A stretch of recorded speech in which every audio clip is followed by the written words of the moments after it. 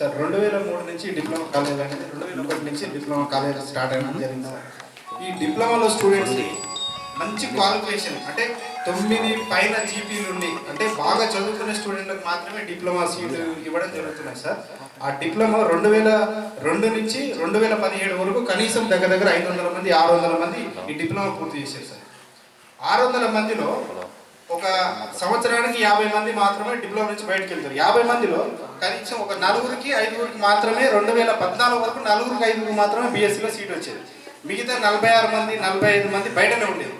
వాళ్ళు 9 అంటే 590 మార్కులు 580 మార్కులు వచ్చిన పిల్లగాడు 2 సంవత్సరాలు డిప్లొమా చేసి ఆ డిప్లొమా సర్టిఫికేట్ మళ్ళీ డిగ్రీ ఓనికే పనికిరాదు.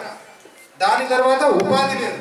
దాని తర్వాత హయ్యర్ ఇప్పుడు బీఎస్సీ అని ఈ హార్టికల్చర్ చేయడానికి దానికి అర్హత లేదు. అదొక చిత్తు కాగితం లాగా తయారయ్యాయి. ఆ డిప్లొమా చేసుకొని ఏం చేయాలి?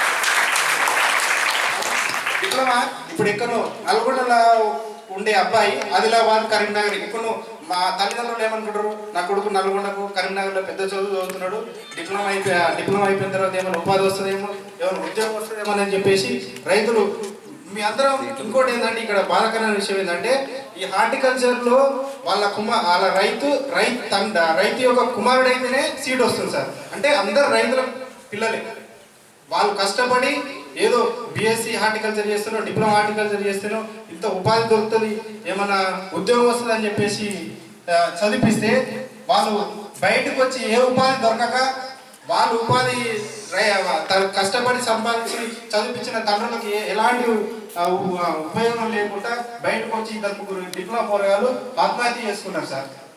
వాళ్ళు పైకి పోలేరు. దాంతో ఏం ఉపయోగం ఉండదు. 2 సంవత్సరాలు చదివిన తర్వాత మళ్ళీ ఇంటర్మీడియట్ 10th క్లాస్ మీద మళ్ళీ ఇంటర్మీడియట్ పోవాలంటే ఎవరైనా పోతారా సార్?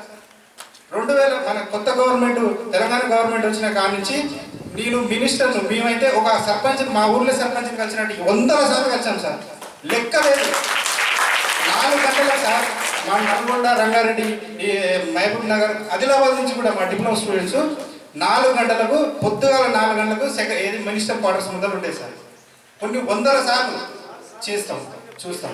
నెక్స్ట్ క్యాబినెట్ ఎన్ని క్యాబినెట్లు సార్? ఈ గవర్నమెంట్ ఫామ్ అయిన కాడ నుంచి ఎన్నో సార్లు కలిసాం సార్. ఇప్పుడు డిపార్ట్మెంట్లో చాలా మంది మా ఇంత దుస్థితికి కారణం ఏంటంటే కమిషనర్ సార్. కమిషనర్ ఒక ఏఈఓ క్యాడర్ నుంచి 4-5 సార్లు ఏసీబీలకు చిక్కి పెద్ద ఫ్రాడ్ మా కమిషనర్.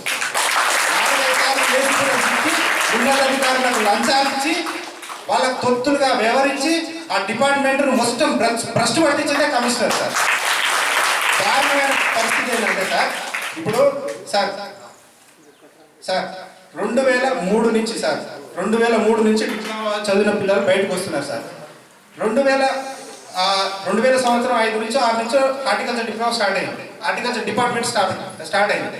ఎక్స్టెన్షన్ సర్వీస్లో అంటే పర్మనెంట్ స్టాఫ్ లేకుండా ఎక్స్టెన్షన్ సర్వీస్లో తర్వాత హెచ్ఓలు ఉంటారు, ఏడీలు ఉంటారు, తర్వాత కమిషనర్ ఆ లెవెల్లో కాకుండా ఎక్స్టెన్షన్ సర్వీస్లో ఒక పర్మనెంట్ ఉద్యోగం లేకుండా ఒక స్కిల్డ్ స్టూడెంట్ లేకుండా ఎట్లా ఎక్స్టెన్షన్ చేయగలుగుతారు సార్? రైతులకు ఏ విధంగా న్యాయం చేయగలుగుతారు? ఒక్క పర్మనెంట్ స్టాఫ్ కూడా ఎక్స్టెన్షన్ సర్వీసులు లేదు సార్ హార్టికల్చర్ డిపార్ట్మెంట్. ఇప్పుడు అగ్రికల్చర్ డిపార్ట్మెంట్ ఉన్నది. అగ్రికల్చర్లో పర్మనెంట్ పోస్టులు ఉన్నాయి, పర్మనెంట్ స్టూడెంట్స్ ఉన్నాయి, పర్మనెంట్ స్టాఫ్ ఉంది. స్కిల్డ్ ఉన్న agriculture diploma BSc agriculture students మాత్రం తీసుకొని దాన్ని డిపార్ట్మెంట్ ఎక్స్పాన్షన్ చేస్తున్నారు. హార్టికల్చర్ డిపార్ట్మెంట్ ఎందుకు చేయరు?